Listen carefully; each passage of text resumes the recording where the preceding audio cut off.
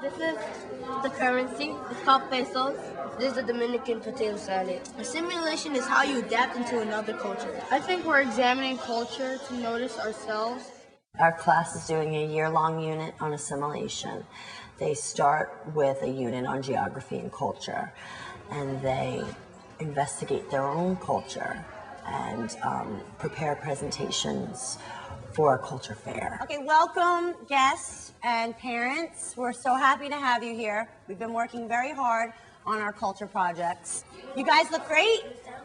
I'm so proud of you. You did such a great job, guys.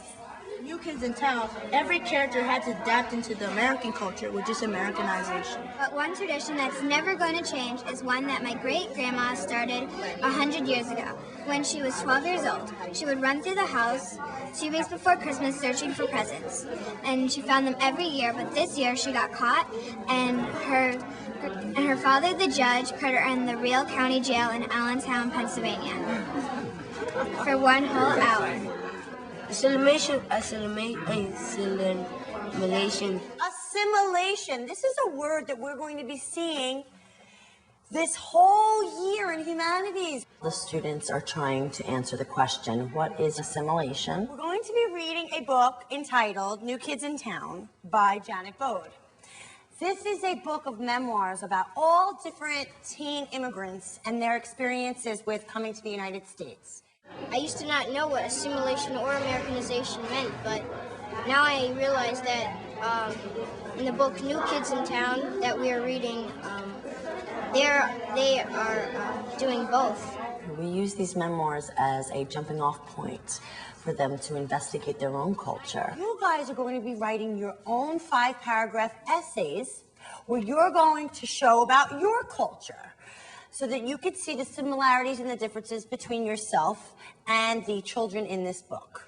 We use a pre-write activity where I draw a heart on chart paper where they can write 3 topics and 5 details for each of those topics about their culture. I want you to think of different parts of your culture that you find near and dear to you. Sam, what topic would you like to include in your heart? I'd like to include traditions. I'm Jewish, and I like to include tradition because my mom, she always makes this Jewish apple cake. Anyone want a piece? And in Dominican Republic, we have Diablo Cajuelos. It's like devil math.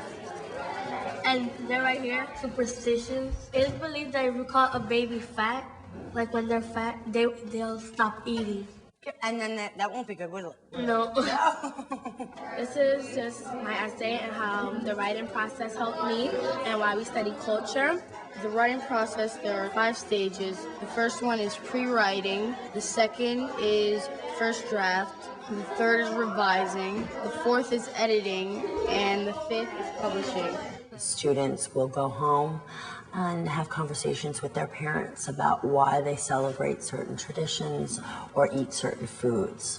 And some of the foods we eat are fried chicken, Halloween, macaroni, cheese, and cornbread. These are meat wrapped in flour. It's barbecued sliced beef with spicy pickled cabbage called kimchi, black-eyed peas, and turkey on Thanksgiving. In addition to the essay, the students are required to complete a PowerPoint presentation. Why are we examining culture?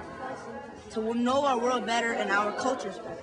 The PowerPoint pages include a title page, a description of the writing process and how it helped them to improve their writing, a description of what assimilation and/or Americanization means to them, a description of the photographs that they've brought from home that show their culture. This photo shows me on Easter when I'm dressed up. I like dressing up on Easter. Inside here is a picture of me in baptism.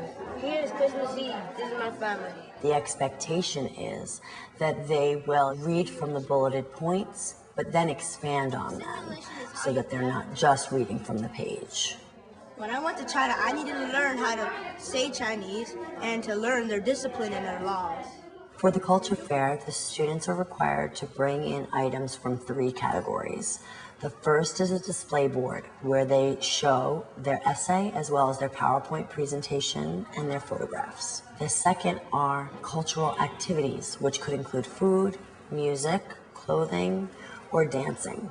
The third is cultural artifacts, which could be a flag.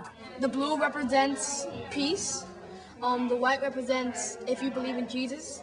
The red represents the blood that they lost in the war for freedom. A map, a poem, a holy book, a holy symbol, or anything like that. This is a holy thing just like this. It's Dad, I know.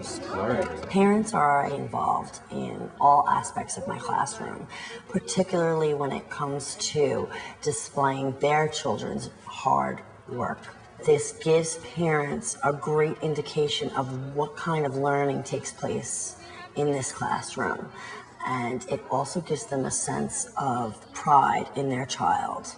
There was one boy named Abdul who was 17, and he couldn't marry anybody or any woman that was out of his culture because his marriage was arranged.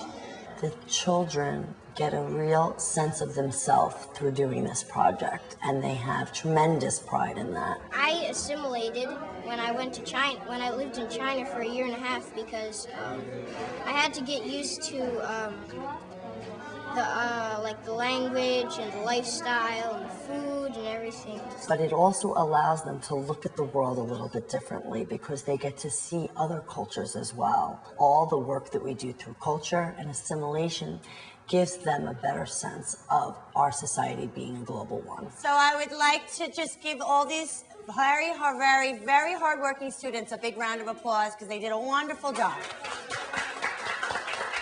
Very nice. Thank you for coming.